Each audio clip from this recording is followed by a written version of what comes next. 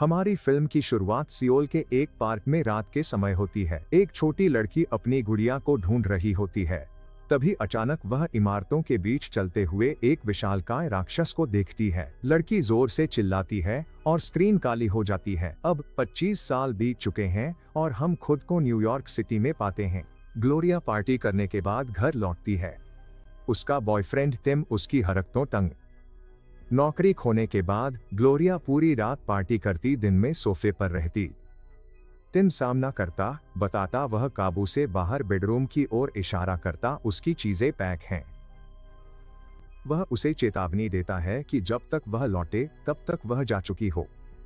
अब न नौकरी, न अपार्टमेंट, न बॉयफ्रेंड। ग्लोरिया अपने बचपन के छोटे शहर घर लौटने कोई चारा नहीं। वह जगह सुनसान लगती है। जमीन पर पत्ते बिखरे हैं और कोई फर्नीचर नहीं है। ग्लोरिया घर लौटने पहली रात फर्श पर सोना पड़ता है। वह कुछ फर्नीचर खरीदने जाती है। एक ट्रक आकर रुकता है। पता चलता है कि वह उसका पुराना जानकार ऑस्कर है, जो उसे शहर में वापस देखकर बहुत खुश है। ग्लोरिया ट्रक में बैठ जाती है। ऑस्कर के बार में समय बिताते हैं। पिता से विरासत में मिला है। ग्लोरिया शराब पीने से बचने की कोशिश कर रही है। इतनी शराब देखकर असहज महसूस करती है। वह सिर खुजलाती है। ऑस्कर पूछता है।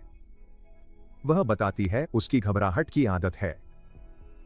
उस रात ऑस्कर ग्लोरिया की मुलाकात अपने कुछ दोस्तों से कराता है। वह उसके सामने एक बियर रखता है। झिझकने के बाद वह एक घूंट लेती है। जैसे जैसे रात बढ़ती है, ग्लोरिया नशे में हो जाती है। समूह बार में घूमता है और ऑस्कर ग्लोरिया को वह जगह दिखाता है जिसकी मरम्मत वह नहीं कर सका। वह अपने दोस्तों के साथ एक बचपन की कहानी साझा करता है, कैसे ग्लोरिया हमेशा प्राथमिक स्कूल में लघुकथा लेखन प्रतियोगिता जीतती थी जबकि वह दूसरे स्थान पर आता था।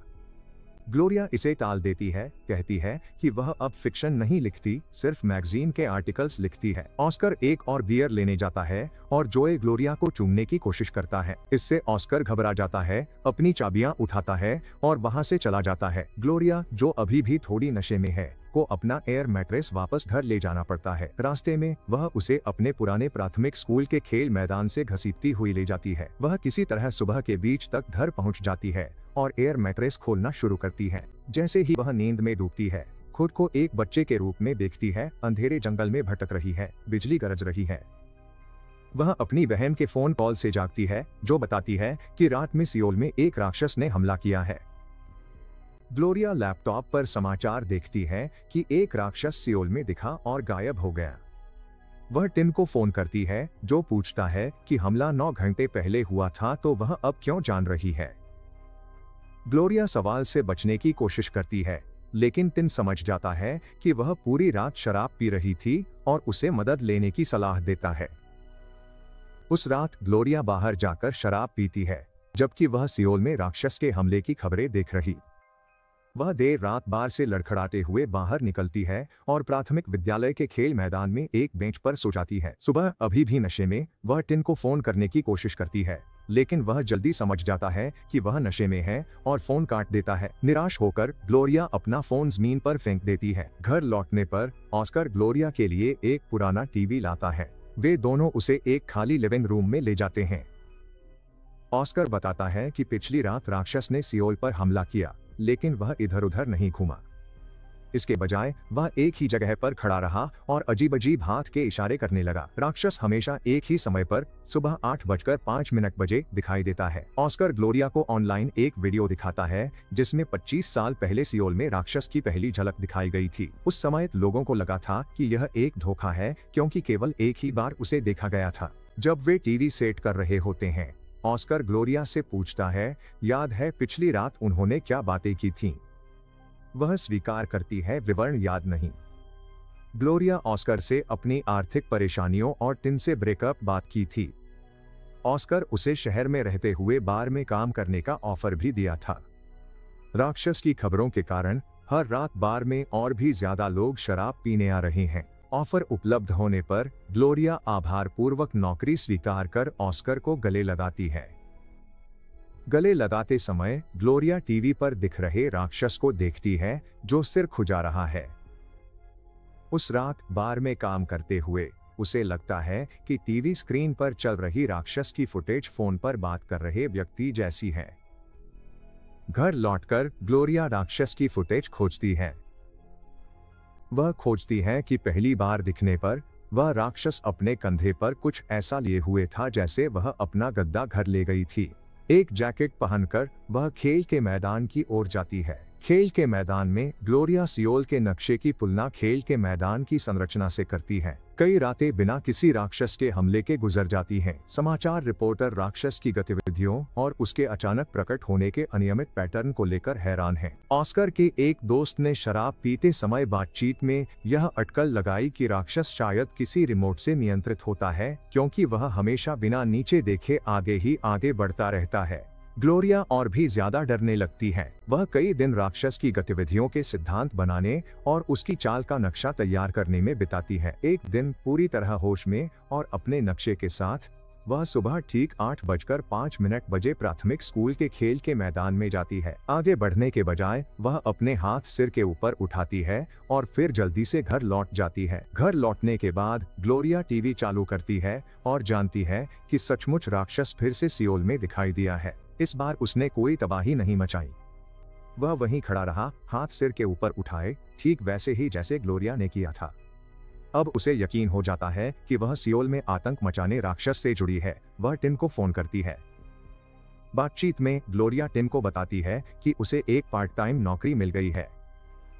हालांकि उनकी बातचीत दरवाजे की घंटी बजने से बीच में ही रुक जाती है। ग्लोरिया भूल जाती है कि वह अभी भी टिम से फोन पर बात कर रही है। जब ऑस्कर और उसका दोस्त गार्थ एक सोफा लिविंग रूम में लाते हैं, वे उसे बताते हैं कि अब काम का समय हो गया है और उसे एहसास होता है कि उसे अपनी नई नौकरी पर जाना है। एक शाम काम के बाद ग्लोरिया, ऑस्कर और उनके दोस्त एक साथ बैठकर ड्रिंक करते हैं। अचानक ग्लोरिया समूह को नया राज बताती है। वे खेल के मैदान जाते हैं और सियोल लाइव स्ट्रीम देखते हैं। आत्मविश्वास से ग्लोरिया खेल के मैदान पर जाती है और नाचना शुरू करती है।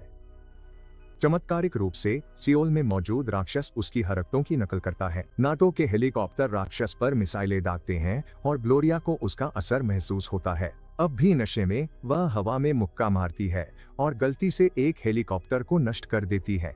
परिणाम समझते ही वह घबरा जाती है और जमीन पर गिर जाती है।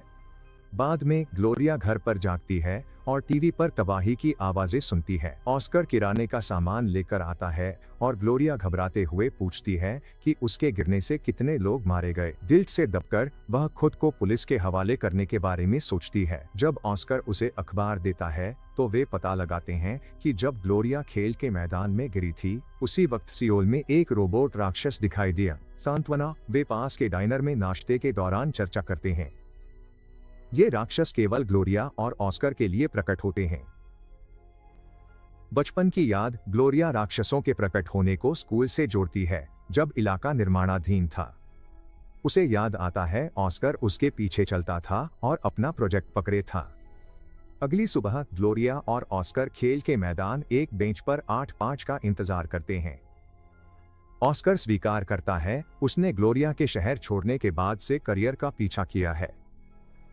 जैसे ही घड़ी में 8:05 बजते हैं, ग्लोरिया खेल के मैदान में कदम रखती है और राक्षस को बुलाती है। वह जमीन पर कोरियाई भाषा में एक माफी संदेश लिखती है, जिसमें वादा करती है कि राक्षस अब वापस नहीं आएगा। उस रात बाद में बार में खबरों में राक्षस के संदेश की फुटेज दोहराई जाती है। ग्लोरिया कान करते हुए यह देखती है। समय समाप्त होने के बाद ग्लोरिया, ऑस्कर और उनके दोस्त एक साथ बैठकर ड्रिंक करते हैं। जोएल बाथरूम जाने की माफी मांगता है और ग्लोरिया मौका पाकर उसका पता पूछती है।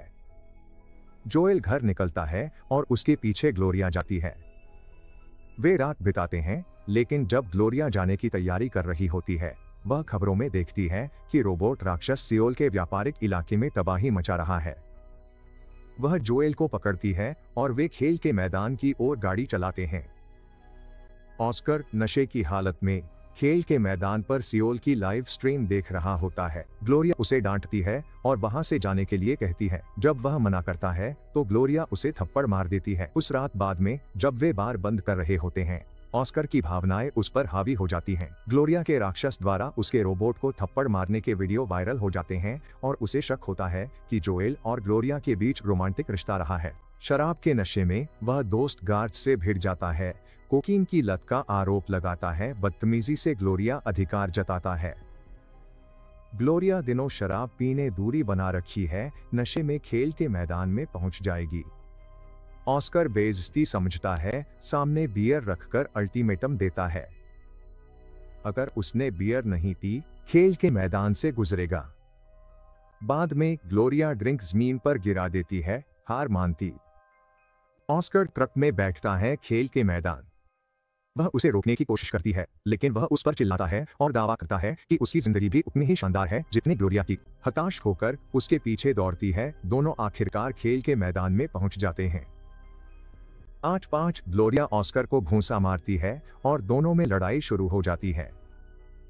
ग्लोरिया बार की नौकरी छोड़ने का फैसला करती है, लेकिन ऑस्कर धमकी देता है कि अगर वापस नहीं आई तो मोहल्ला तबाह कर देगा। घर लौटकर ग्लोरिया सोने की कोशिश करती है, लेकिन उसे 25 साल पहले की याद आने लगती है। वह राक्षस दिखाई दिया था। वह स्कूल जा रही थी, हाथ में सियोल का कार्डबोर्ड मॉडल था।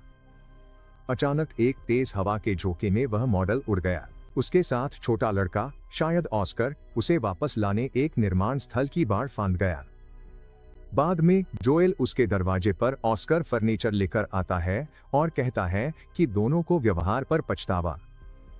उलझन में ग्लोरिया जवाब जानने के लिए ऑस्कर के घर भागती है। ऑस्कर का घर बुरी तरह बिखरा हुआ है। हर जगह कचरा और बियर की बोतलें फैली हुई हैं। वह उससे माफी मांगता है कि उसने उसे चोट पहुंचाई और रो पड़ता है। वह फिर से दोस्त बनने की गुजारिश करता है और ग्लोरिया मान जाती है, लेकिन शर्त रखती है कि वह देर रात पीना बंद कर दे। जब ग्लोरिया घर लौटती है तो देखती है कि जोएल ने ऑस्कर द्वारा भेजा गया फर्नीचर लगाकर उसके कभी खाली रहे लिविंग रूम को साफ और सजाया है। अचानक उसका फोन बजता है और कॉल टिम की है।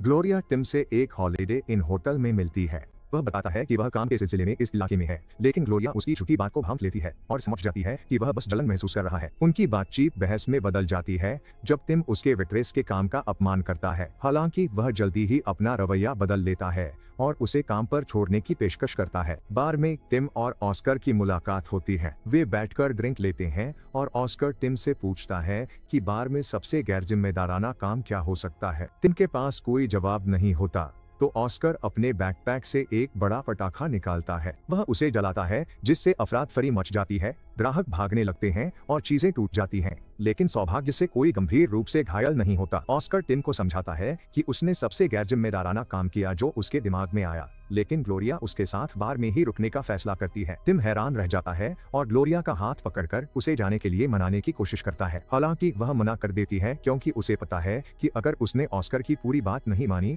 तो वह अपने विशाल रोबोट का इस्तेमाल करके सियोल को तबाह कर देगा। टिम एक अल्टीमेटम देता है, अगले दिन शहर छोड़ने और उसके साथ चलने का।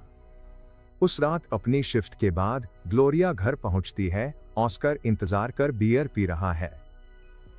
वह उसे जाने को कहती है, पर वह मना कर देता है ताकि वह टिम के साथ शहर न छोड़े।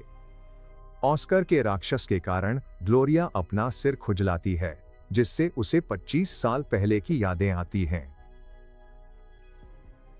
ऑस्कर और ग्लोरिया साथ थे, जहां ऑस्कर ने गलती से ग्लोरिया की परियोजना को नुकसान पहुंचाया।